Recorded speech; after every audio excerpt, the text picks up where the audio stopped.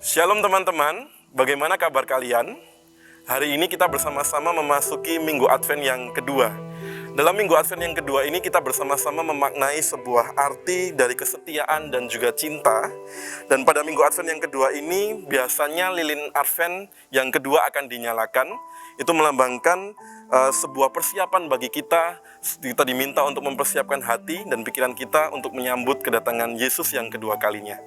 Dalam Minggu Advent yang kedua ini kita juga diminta untuk senantiasa boleh menebarkan kasih, sambil kita juga boleh menyambut kedatangannya, dan kita juga saling mengingatkan satu dengan yang lain bahwa Yesus Kristus akan datang untuk kedua kalinya. Seperti yang dikatakan dalam Injil Lukas pasal yang ketiga, ayat yang keempat sampai dengan ayat yang keenam, yang berbunyi demikian. Seperti ada tertulis dalam kitab nubuat-nubuat Yesaya, ada suara yang berseru-seru di padang gurun, persiapkanlah jalan untuk Tuhan, luruskan jalan baginya. Setiap lembah akan ditimbun dan setiap gunung dan bukit akan menjadi rata. Yang berliku-liku akan diluruskan, yang berlekuk-lekuk akan diratakan, dan semua orang akan melihat keselamatan yang dari Tuhan. Oh come, Emmanuel, and ransom captive Israel, that mourns in lonely exile, until the Son of God appears. Rejoice, rejoice, Emmanuel shall come to thee, O Israel.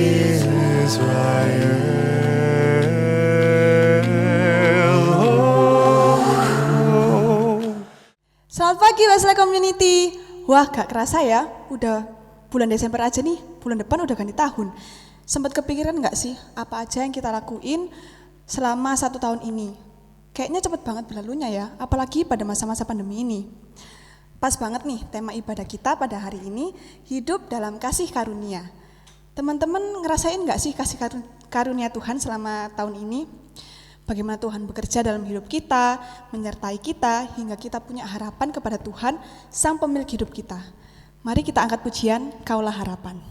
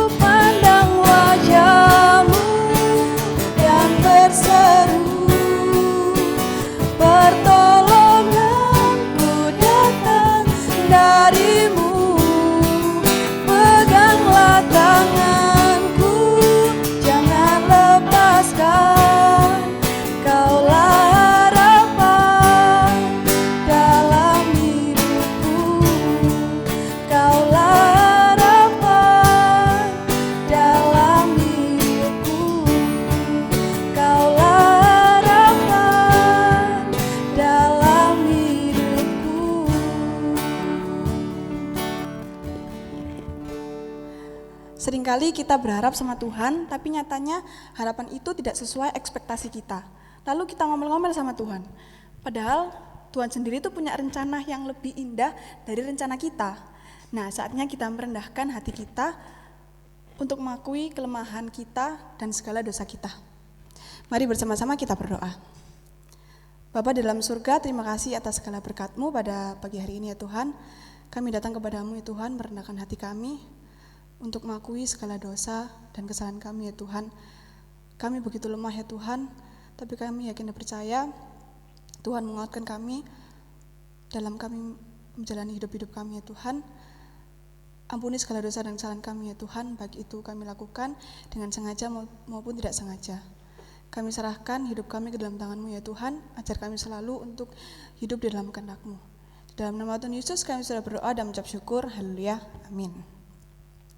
Sebagai umat yang telah mengaku dosa, terimalah berita anugerah yang terambil di dalam Yesaya 7 ayatnya yang ke-14, yang berbunyi demikian. Sebab itu Tuhan sendirilah yang akan memberikan kepadamu suatu pertanda. Sesungguhnya seorang perempuan muda mengandung dan akan melahirkan seorang anak laki-laki, dan ia akan menamakan dia Immanuel. Dan kita harus memiliki hidup yang lahir baru sesuai firman Tuhan pada petunjuk hidup baru pada pagi hari ini. Yang terambil di dalam Roma 12 ayatnya yang kedua, yang berbunyi demikian. Janganlah menjadi serupa dengan dunia ini, tetapi berubahlah oleh pembaruan akal budimu, sehingga kamu dapat membedakan manakah kehendak Allah, apa yang baik, yang berkenan kepada Allah, dan yang sempurna. Amin. Sebagai respon berita anugerah dan petunjuk hidup baru pada pagi hari ini, mari kita mengucap syukur kepada Tuhan, mari kita meninggikan namanya. Kita bisa melewati tiap hari, tiap minggu, tiap bulan, bahkan kita akan melewati tahun 2020 ini. Kasih-Nya juga telah menebus kita dari segala dosa kita. Mari kita bersorak-sorai memuji Dia, sungguh nyata kasih-Mu. Seindahnya pelangi, secerahnya mentari, namun Kau yang terindah, Dia hanya satu-satunya yang termegah. Seindahnya pelangi, secerahnya mentari, namun Kau yang terindah, hanya Kau yang termegah. Walau badai mengadang dan bumi pun bergoncang, namun Kau kan setia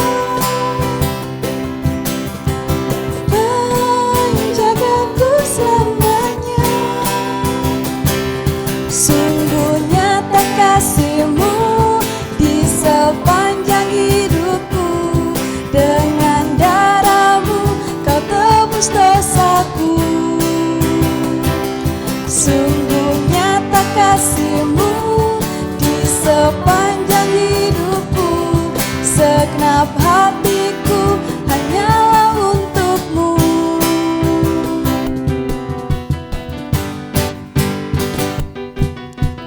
Kasih-Nya sungguh nyata di dalam kehidupan kita. Seindahnya pelangi,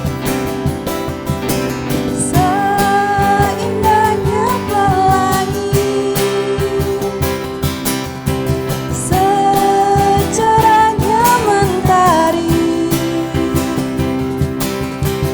namun Kau yang terindah, hanya Kau yang termegah. Walau badai menghadang,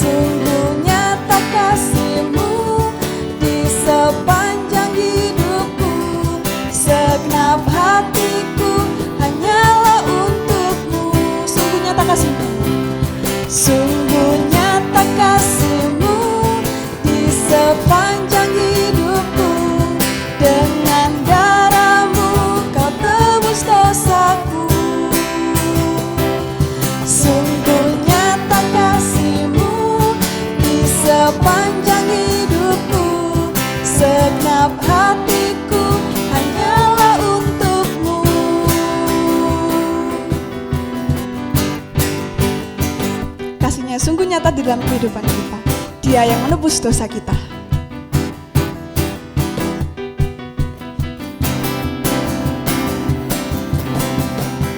Amin.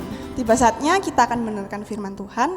Mari kita siapkan hati dan pikiran kita agar firman ini bisa kita terima dalam hati kita dan terlebih kita bisa melakukannya dalam kehidupan kita sehari-hari. Mari kita bersama-sama menyanyikan lagu Ya Yesus Dikau Kurindukan.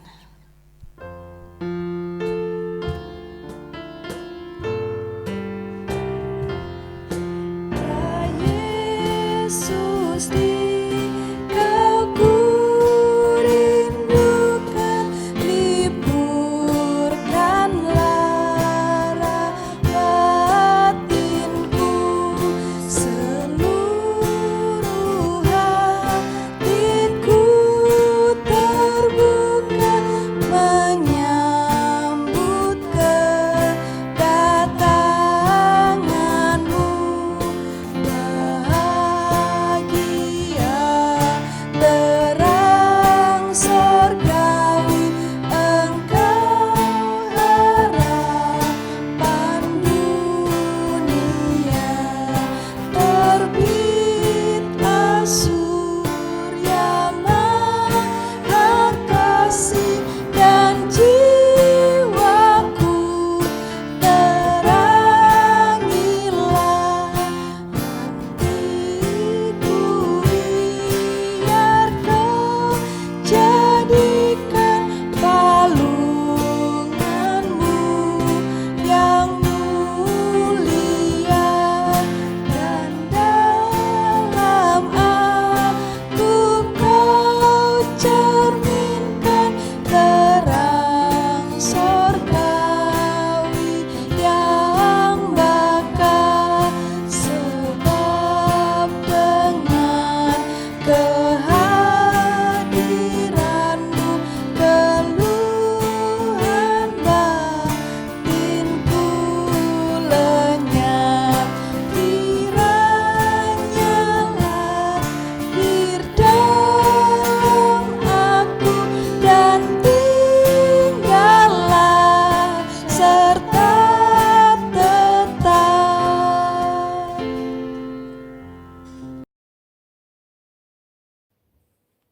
Selamat pagi, saudara-saudara sekalian yang saya kasih dalam Tuhan. Kita bertemu kembali di dalam ibadah pada hari ini, meskipun hanya melalui online. Mari kita tunduk kepala, kita akan berdoa sebelum mendengarkan renungan pada pagi hari ini. Bapa di dalam surga, kami bersyukur Kau sudah menolong kami melewati bulan demi bulan di tengah-tengah kesulitan ini. Kami hari ini kembali akan beribadah kepada Engkau, belajar akan kebenaran firman-Mu. Kami mohon Tuhan sendiri menyertai ibadah pada pagi hari ini. Dan kami boleh kembali menikmati akan kebenaran firman Tuhan. Dan firman Tuhan itu boleh memperbaharui pemikiran kami, pengenalan kami, khususnya tentang siapa Kristus bagi kami. Kami menyerahkan waktu yang Tuhan sudah berikan ini, biar Tuhan yang memberkatinya bagi kami. Di dalam nama Tuhan kami Yesus Kristus, kami berdoa dan mengucap syukur. Amin. Saudara sekalian, mari kita membuka Injil Yohanes pasal 1, ayat 1 sampai ayat yang ke-18. Bagian ini menjadi perenungan kita pada ibadah kita kali ini. Firman yang telah menjadi manusia. Pada mulanya adalah firman, firman itu bersama-sama dengan Allah, dan firman itu adalah Allah. Ia pada mulanya bersama-sama dengan Allah, segala sesuatu dijadikan oleh Dia, dan tanpa Dia tidak ada sesuatu pun yang telah jadi dari segala yang dijadikan. Dalam Dia ada hidup, dan hidup itu adalah terang manusia. Terang itu bercahaya di dalam kegelapan, dan kegelapan itu tidak menguasainya. Datanglah seorang yang diutus Allah, namanya Yohanes. Ia datang sebagai saksi untuk memberikan kesaksian tentang terang itu, supaya oleh Dia semua orang menjadi percaya.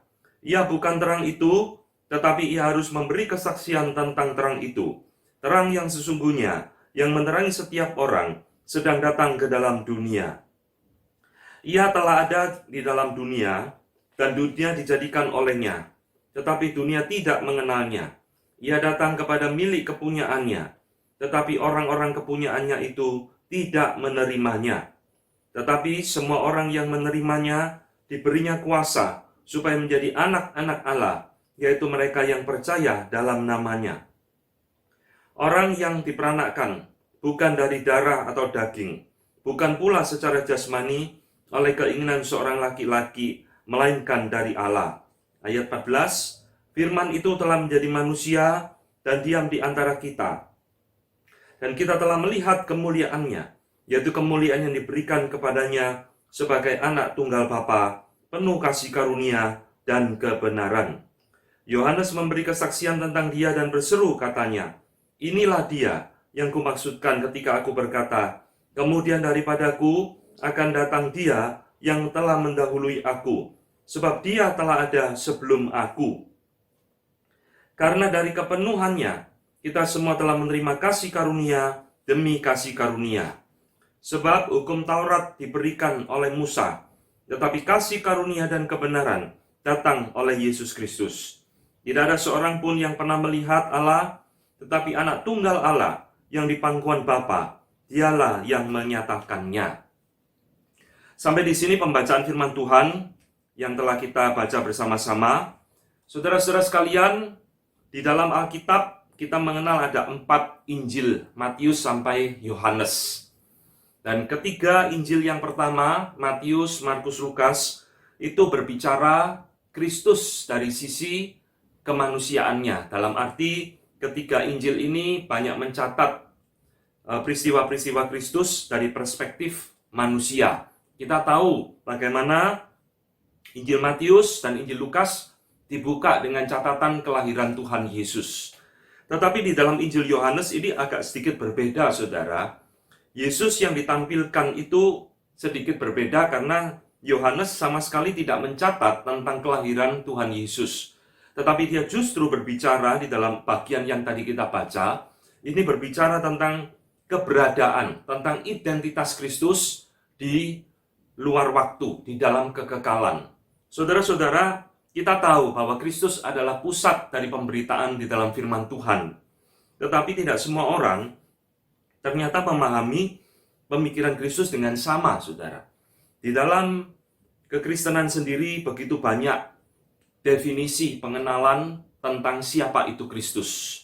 Misalkan bidat saksi Yehova mengajarkan Yesus itu adalah Allah ciptaan, Allah kelas 2. Demikian juga bidat Mormon mengajarkan bahwa Kristus itu sebenarnya bukan Allah tetapi adalah malaikat yang menjadi saudara dari Lucifer dan sebagainya. Ini semua ada pemahaman-pemahaman tentang Kristus yang keliru.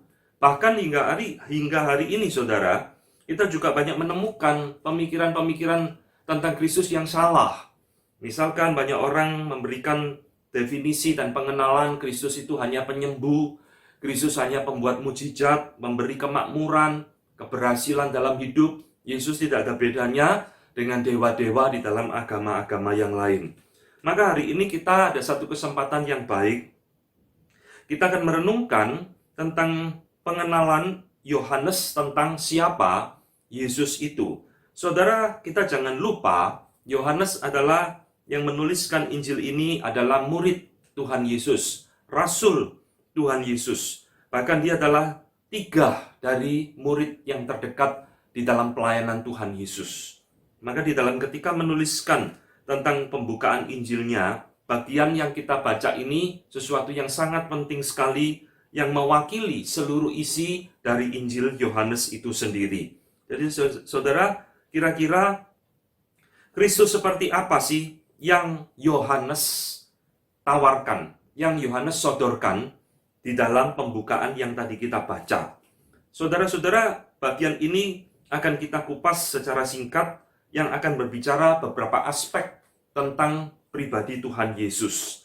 Yang pertama, saudara, di dalam ayat 1 sampai ayat yang kelima, Yohanes itu berbicara tentang keilahian Kristus, divinity of Christ. Saudara-saudara, dikatakan di dalam ayat itu, pada mulanya adalah firman. Nah, ayat ini, pembukaan ini mengingatkan kepada kita tentang satu kalimat di dalam Kejadian pasal 1. Kejadian pasal 1 dibuka dengan kalimat yang mirip, bukan? Pada mulanya Allah menciptakan langit dan bumi. Tetapi di dalam Injil Yohanes, saudara, Yohanes tidak berbicara tentang penciptaan. Kata-katanya sama, pada mulanya, in the beginning. Tetapi pada mulanya dikatakan adalah firman. Nah, Yohanes ketika mengatakan kalimat ini, pada mulanya adalah firman, bukan berarti Yohanes itu sedang berbicara Kristus itu ada awalnya, ada mulanya. Ini satu pentafsiran yang salah. Yohanes ketika mengatakan pada mulanya adalah firman, ini justru menunjukkan bahwa Kristus itu adalah awal dari segala sesuatu yang ada di dalam seluruh alam semesta ini. Nah, saudara, ini adalah hal yang Yohanes ingin tekankan. Dia ingin berbicara tentang kekekalan Yesus Kristus. Sebelum segala sesuatu ada, sebelum segala sesuatu itu dicipta, Yesus itu sudah ada. Pada mulanya adalah firman.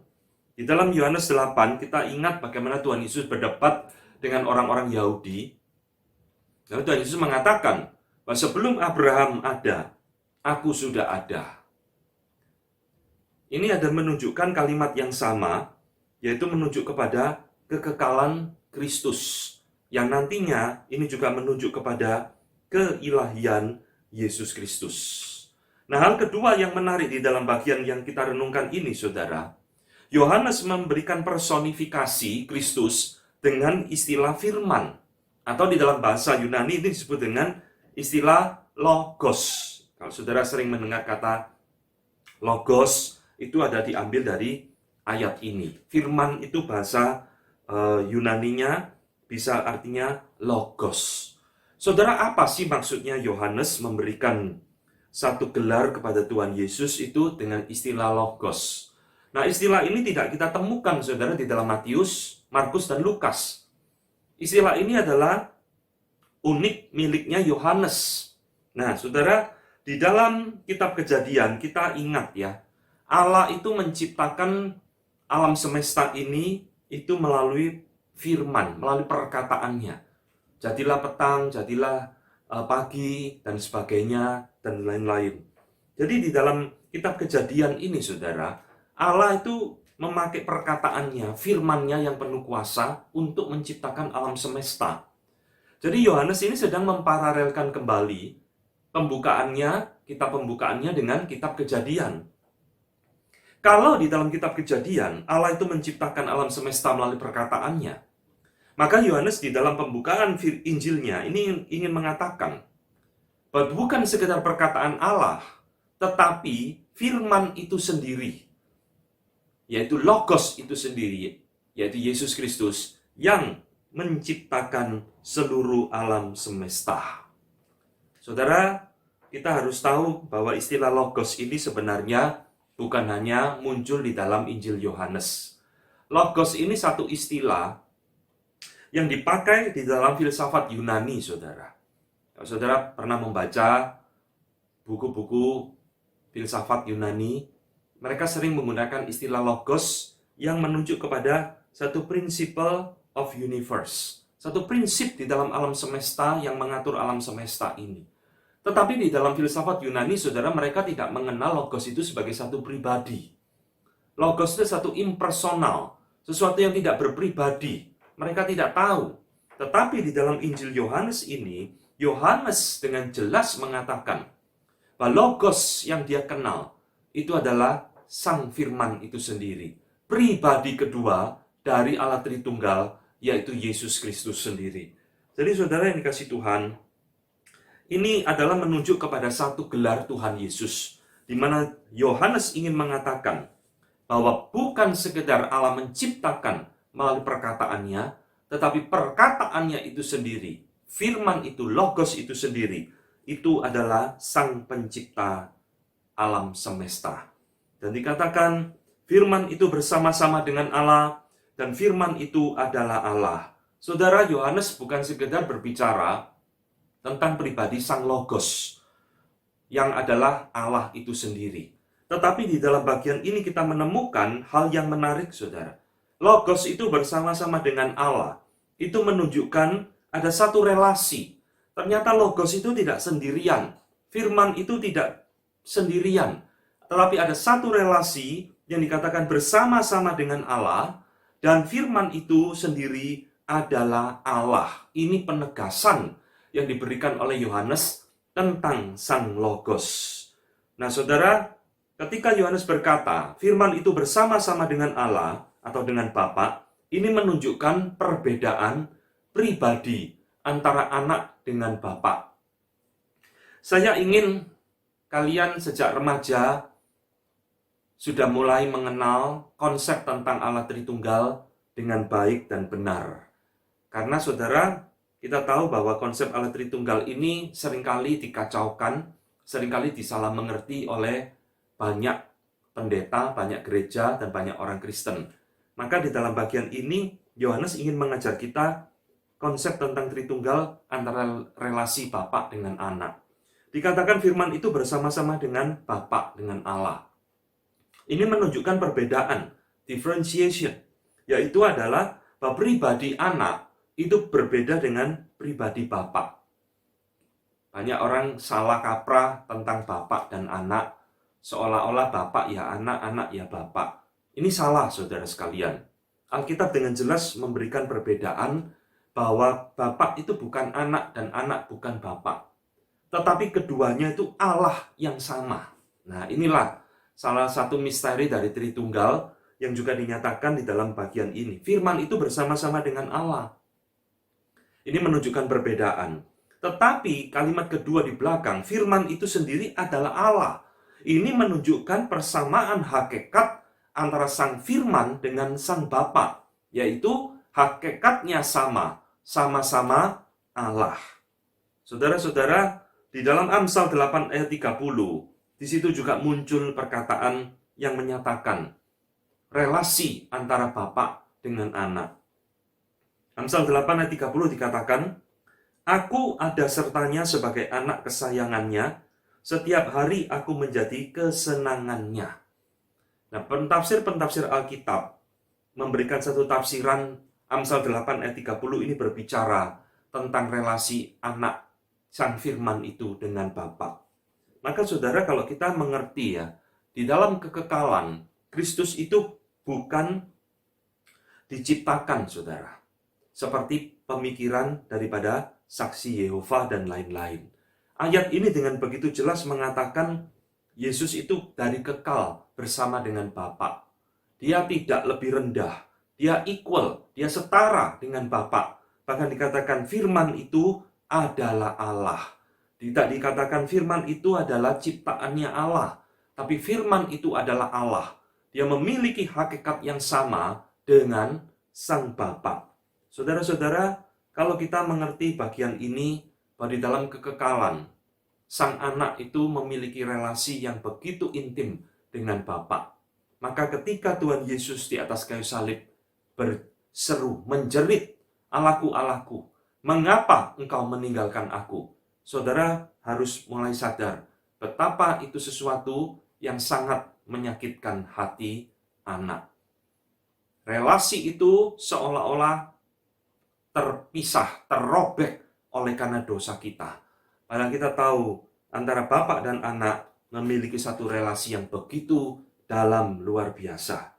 Saudara-saudara, Yohanes mengatakan kepada kita beberapa hal penting tentang sifat keilahian Yesus Kristus. Dikatakan di dalam ayat ketiga dan ayat ke-10 bahwa dia adalah pencipta segala sesuatu. Segala sesuatu diciptakan oleh dia, dan tidak ada sesuatu yang jadi tanpa diciptakan oleh dia. Ayat ini sekali lagi mengingatkan kepada kita, saudara, bahwa Yesus Kristus itu bukan ciptaan.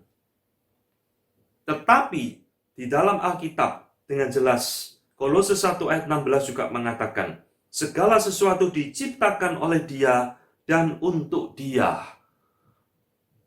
Sama seperti Yohanes pasal 1 ini.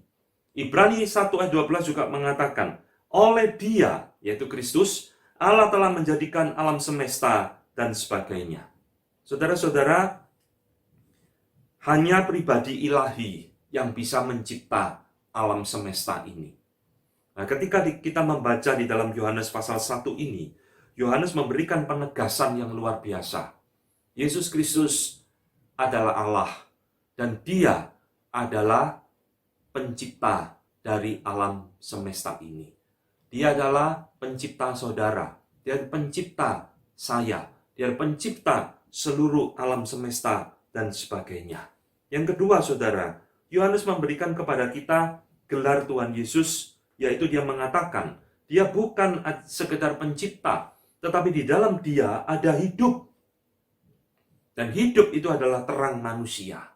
Maksudnya apa Yohanes mengatakan bagian ini?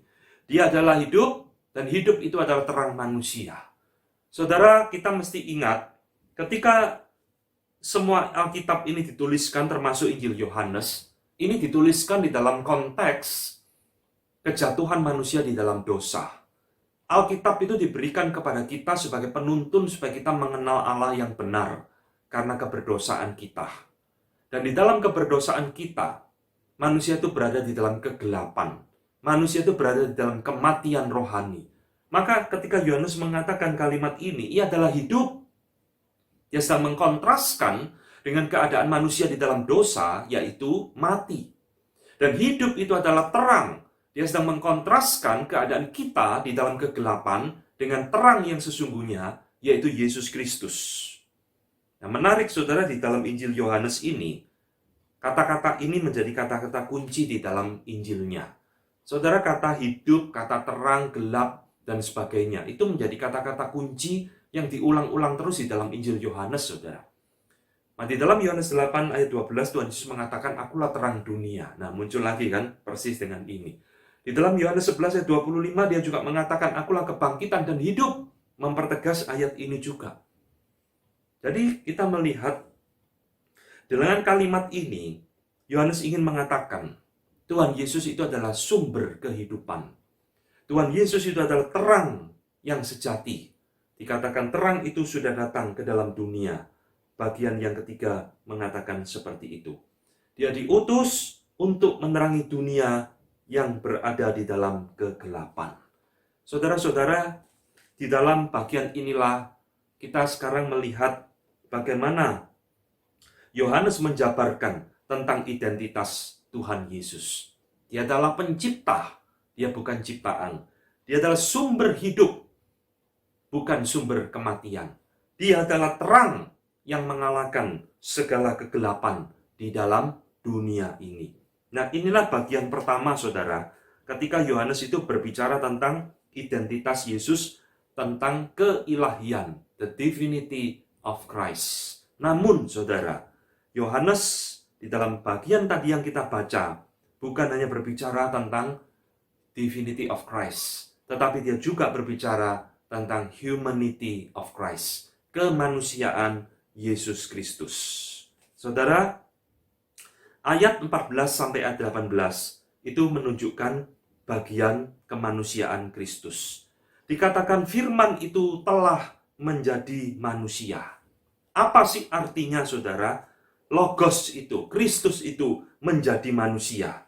Saudara, kata menjadi ini bisa memiliki konotasi arti yang bermacam-macam, ya. Kalau yang pertama, kata menjadi ini bisa artinya kalau seseorang berubah menjadi yang lain, berarti dia sudah berhenti dari eksistensinya yang lama. Saya kasih contoh ya. Misalkan seekor kecebong atau seekor ulat berubah menjadi katak, berubah menjadi kupu-kupu. Berarti dia bukan lagi kecebong, dia bukan lagi ulat, dia sudah katak atau kupu-kupu. Dia kehilangan identitasnya yang lama, dia kehilangan eksistensinya yang lama. Saudara, apakah Kristus itu seperti itu, saudara? Ketika Yohanes mengatakan, firman itu menjadi manusia, berarti dia berhenti jadi Allah. Ternyata tidak. Saudara, inilah misteri di dalam pribadi Tuhan Yesus. Bahwa dikatakan firman itu menjadi manusia, bukan berarti Tuhan Yesus itu berhenti jadi Allah. Tidak juga sifat keilahiannya itu berkurang sedikit pun Juga enggak. Jadi kita jangan keliru ketika berpikir Tuhan Yesus jadi manusia, lalu kekuatannya berkurang separuh atau berkurang 90% dan sebagainya. Tidak, dia tetap Allah yang sejati. Keilahiannya itu tidak berkurang, tidak berubah sama sekali. Lalu apa sih artinya, saudara? Alkitab berulang kali mengatakan Yesus menjadi manusia seperti Yohanes pasal 1 ayat 14 ini. Saudara, artinya adalah anak Allah yang tadi kita baca bersama-sama dengan Allah, yang adalah Allah itu sendiri, sekarang itu mengambil natur sebagai manusia di dalam pribadi ilahinya. Natur manusia itu ditambahkan di dalam pribadi ilahinya tanpa mengurangi sifat keilahiannya, tanpa merusak sifat keilahiannya sama sekali. Itulah sebabnya, saudara, di dalam pribadi Tuhan Yesus, kita mengenal ada dua natur di dalam satu pribadinya. Hari ini, kalian harus belajar mengenal Kristus dengan lebih dalam lagi menurut Injil Yohanes. Siapa sih Kristus yang kita kenal selama ini? Alkitab ternyata memberikan kepada kita satu hal yang cukup mengejutkan. Bahwa di dalam pribadi Yesus Kristus, pribadi kedua dari Allah Tritunggal ini, ternyata dia memiliki dua natur di dalam dirinya. Yaitu natur ilahi dan natur manusiawi. Divine and human. Loh, kalau begitu, berarti Kristus ada dua pribadi dong, Pak. Satu pribadi ilahi, satu pribadi manusia. Enggak. Pribadinya tetap satu, ilahi. Pribadinya tetap ada pribadi Sang Logos itu sendiri. Tapi di dalam satu pribadi ini ada dua natur. Natur ilahi dan natur manusiawi. Saudara, ini mirip seperti pengenalan kita tentang Tritunggal ya. Tritunggal itu satu Allah, ada tiga pribadi. Allah Bapa, Allah Anak, dan Allah Roh Kudus. Di dalam pribadi Allah Anak sendiri, ternyata ada dua natur lagi, yaitu ilahi dan manusiawi.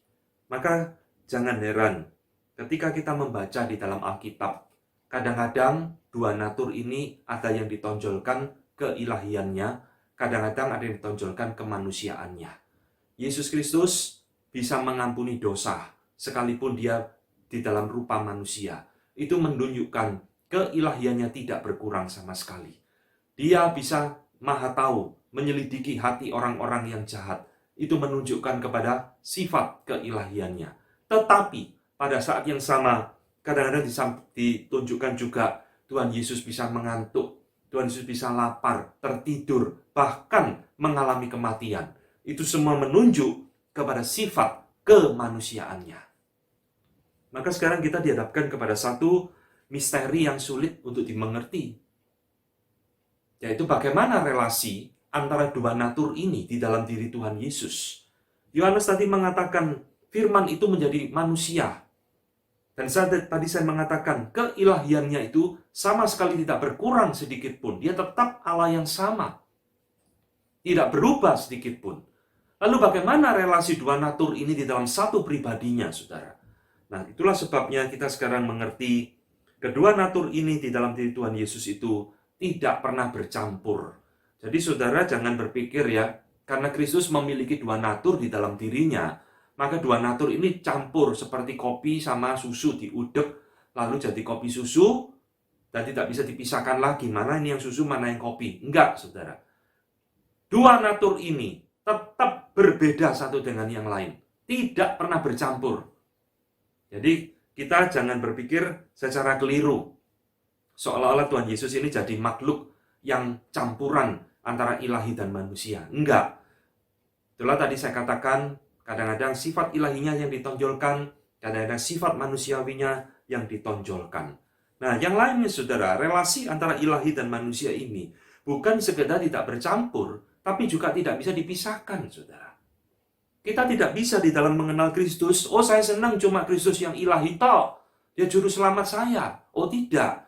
Yesus yang kita kenal sebagai juru selamat ada Kristus yang ilahi dan manusiawi. Yang dipaku di atas kayu salib. Yang mengalami penderitaan fisik sampai berdarah-darah. Itu tubuh jasmaninya, saudara. Yang mengalami kematian di atas kayu salib. Itu adalah human nature. Sifat kemanusiaannya. Karena ilahi pasti tidak bisa mati. Maka kita tidak bisa memisah-misahkan dua natur ini. Atau sebaliknya kita mengatakan, oh saya tidak suka Kristus yang ilahi. Saya suka Kristus yang manusiawi tok. Dia cuma sahabat buat saya. Tidak bisa. Pada waktu kita memisahkan dua natur ini di dalam diri Tuhan Yesus, kita pasti jatuh kepada satu pemikiran yang salah tentang Kristus. Saudara-saudara, Roma pasal 1 mengatakan dengan jelas ya, bahwa tentang anaknya yang menurut daging diperanakkan dari keturunan Daud. Jadi, ketika Yohanes mengatakan di dalam bagian ini, saudara, firman itu telah menjadi daging, menjadi manusia. Ini adalah satu hal yang betul-betul terjadi di dalam sejarah umat manusia. Banyak orang menyangkali, Tuhan Yesus gak sungguh-sungguh jadi manusia kok. Ini hanya dongeng, ini hanya mitos di dalam Alkitab. Tidak, ini adalah fakta historis. Yesus pernah hadir di dalam dunia. Dia pernah di dalam wujud manusia, hidup bersama dengan manusia ciptaannya. Nah, saudara yang dikasih Tuhan, di dalam inkarnasi sebagai manusia ini, Yohanes memberikan beberapa hal yang penting untuk kita kenali. Sama seperti tadi, di dalam keilahiannya, Yohanes mengatakan Yesus itu pencipta, Yesus itu hidup, Yesus itu terang. Sekarang di dalam kemanusiaannya, Yohanes juga mengajarkan kita hal-hal yang penting, saudara. Pertama dikatakan bahwa Yesus itu lebih dari para nabi. Dikatakan tadi muncul nama Yohanes di dalam ayat yang kita baca. Muncullah seorang yang bernama Yohanes. Dia bukan terang itu, tetapi dia memberitakan tentang terang itu. Saudara, ayat ini mengajarkan kepada kita, Yesus itu lebih dari sekedar para nabi.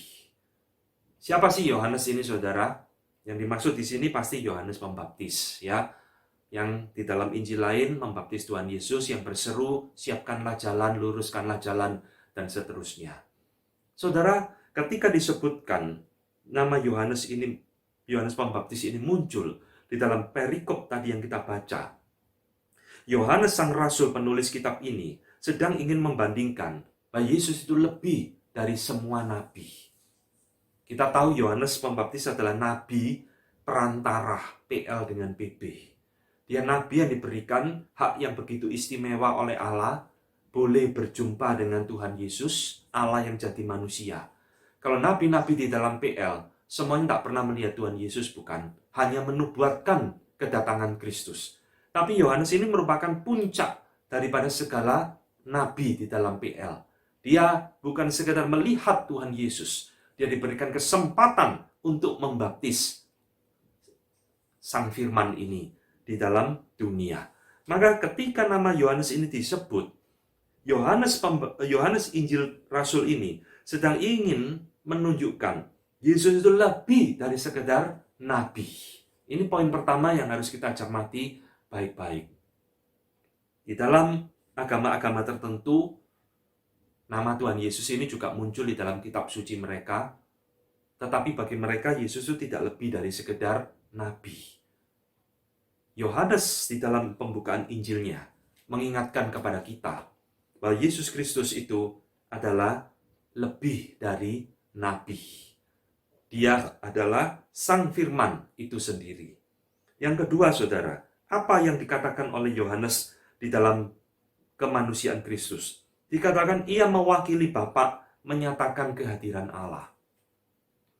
Tidak ada seorang pun yang bisa melihat Allah, kecuali anak yang ada di pangkuan Bapa. Nah, inilah salah satu tugas atau salah satu peran Kristus datang ke dalam dunia.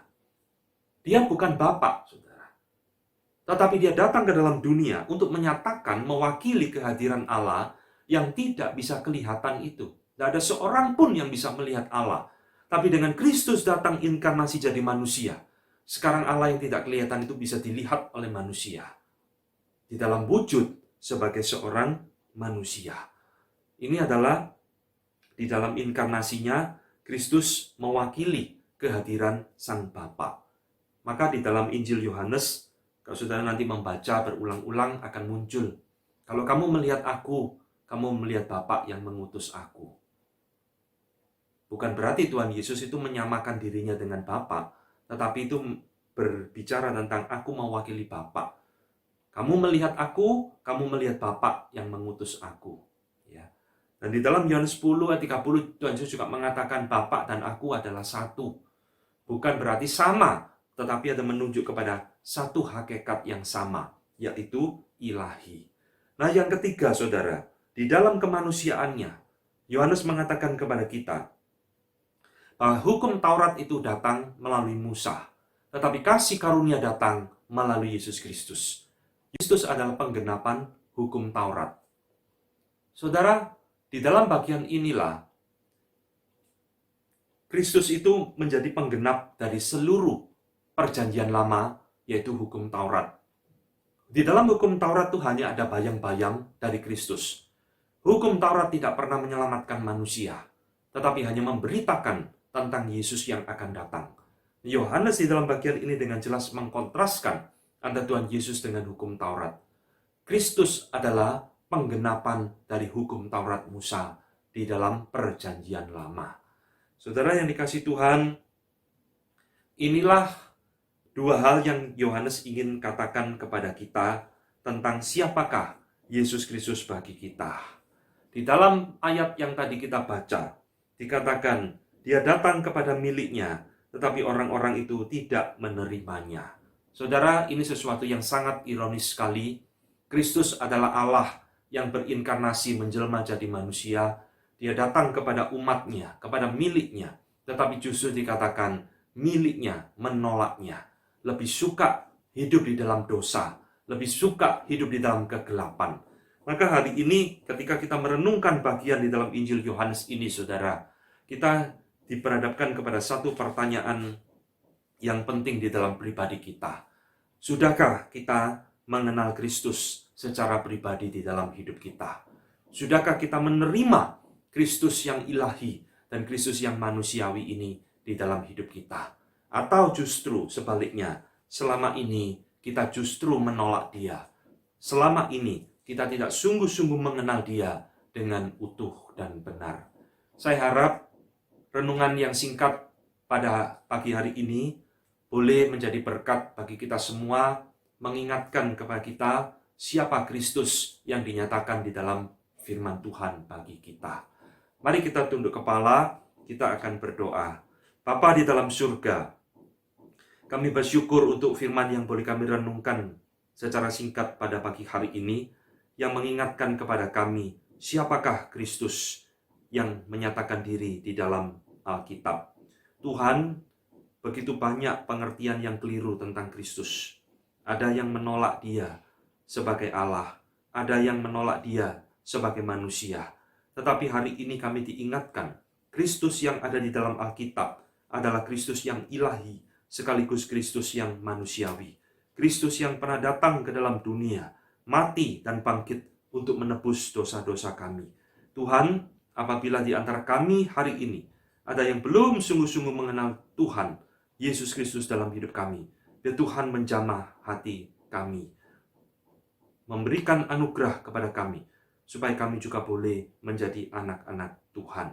Terima kasih untuk firman yang boleh kami renungkan pada pagi hari ini.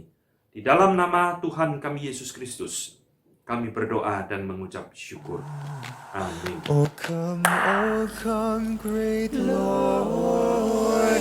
Halo teman-teman, kita kan sudah mendengar firman Tuhan. Kiranya firman Tuhan ini dapat kita terima dan terlebih dapat kita lakukan dalam kehidupan kita sehari-hari. Dan sebagai rasa syukur kita kepada Tuhan, mari kita memberikan persembahan.